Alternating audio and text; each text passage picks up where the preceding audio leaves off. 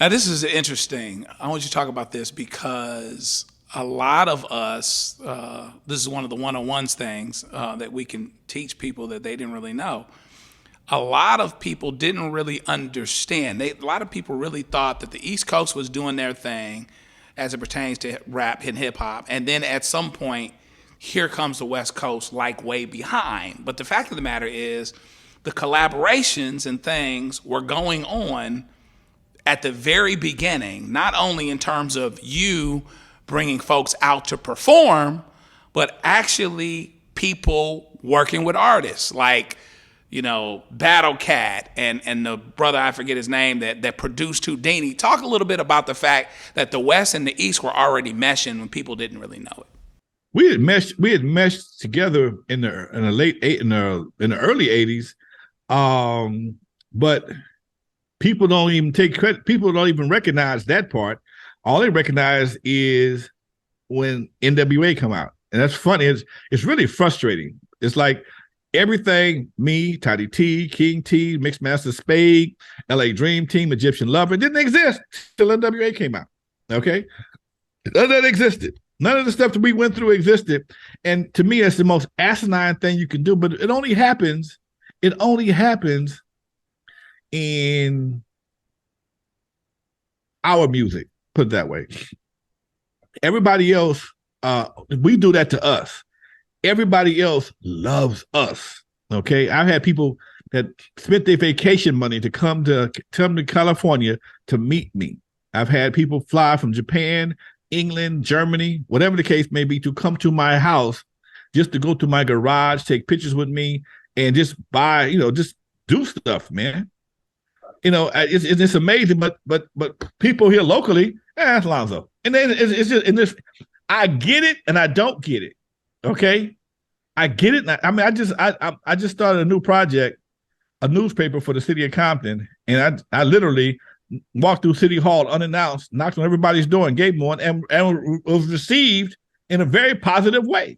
Okay, but again, I've been around so long, it's cool, but everybody can't do that. And I guess having that kind of familiarity is a good thing and a bad. It has its good points and its bad points. But when it comes to music and hip hop, if you listen to some of these artists and they think the only thing that matters is what they did. It's like, dude, if nobody don't build a foundation, you can't have a house. And one of my debates right now, I'm addressing this on Gangster Chronicles next week with my boy Ape. How Wreckin Cru was what do you say was corny. And I'm like, dude, how do you disrespect the people that brought you into the game? And this only happens in our culture, though, man.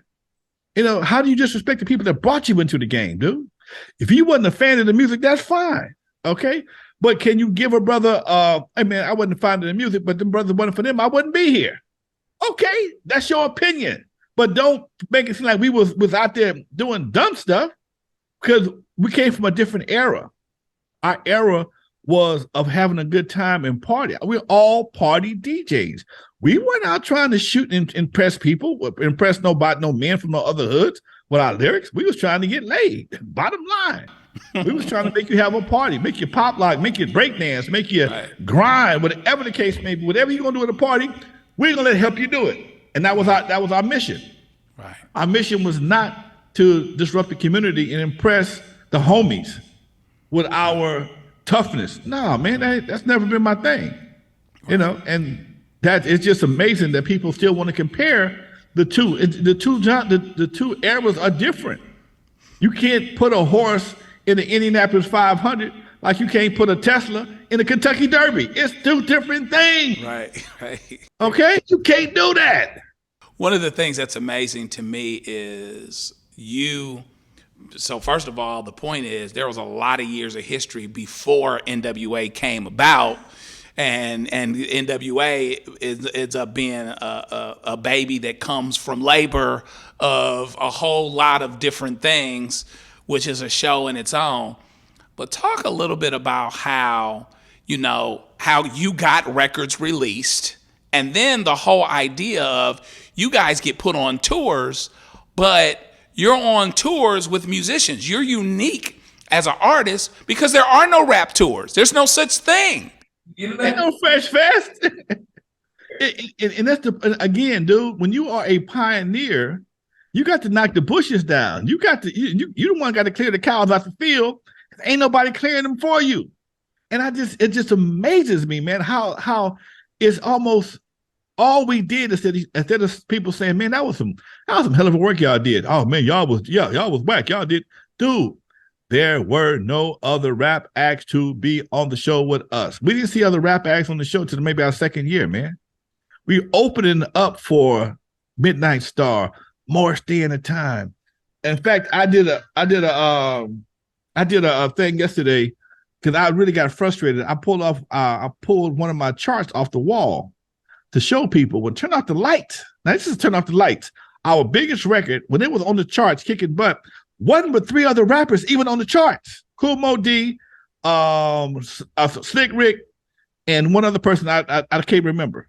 When Turn Off the Lights in 1988, the biggest records that was on the charts was all R&B acts. Right. So because I'm first out of the gate, oh man, you guys wasn't really a rap act. I said no. We were a fusion act. Okay, we couldn't sing.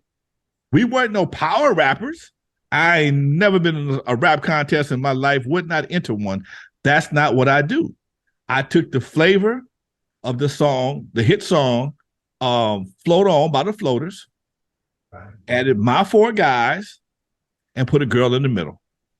I just made a musical Oreo. That's all. I made a musical Oreo. Okay. And it worked. The formula worked. But shortly after that, the streets changed.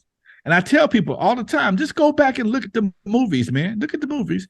Look at the movie House Party, then look at the movie Boys in the Hood. In the movie House Party, there was only 3 gangsters in the whole movie. 3 gangsters that terrorized the party, wanted to burn the house down, everything. Okay? Then a few months later comes Boys in the Hood. Everybody in the movie was a gangster except for 3 people. And one of them got killed. So when you and this is how the streets changed just that fast. We went from partying and having a good time to everybody shooting at each other, just like that. Bam, right. Bam. You go from having a party till you can't have a party because somebody gonna get killed. That's and amazing. When I look back at my career as a party promoter, when I first started, we had so many clubs in Los Angeles, so many parties. It was something going on every day. Now, everything we have in LA nowadays pretty much is controlled by bigger entities. And when you go to the big entities like the SoFi, the Crypto Center, whatever, they have a security team that's just shy of a military force. You're not going to act a fool down there, but you'll go to the local club and act a fool and get it closed down because there's factors that from a law perspective that will get your business shut down if you don't comply with certain rules of the city. And people don't understand it. They think oh man, we turned the club out. Well, you just put a man out of business. That's what you did. You just took another entity out of the business, out of the community, and you just made it difficult for us to have anything else like a movie theater in the community because you can't put folks in the room. And these are kind of things that make it difficult to support that mentality, man. I go to a restaurant sometimes in Carson. It's a Mexican restaurant, nice Mexican restaurant, nice atmosphere, great food, prices ain't bad, but there's nothing like that in the Black community for us because everything when venues like that open up, at some point in time, they can turn into a brawl, okay? And when you start doing things like that, it makes it hard to stay in business. I'm not going to get into details about that, but I'm just saying from a businessman's perspective, it makes it the attitude of the streets makes it difficult for you to survive as a business.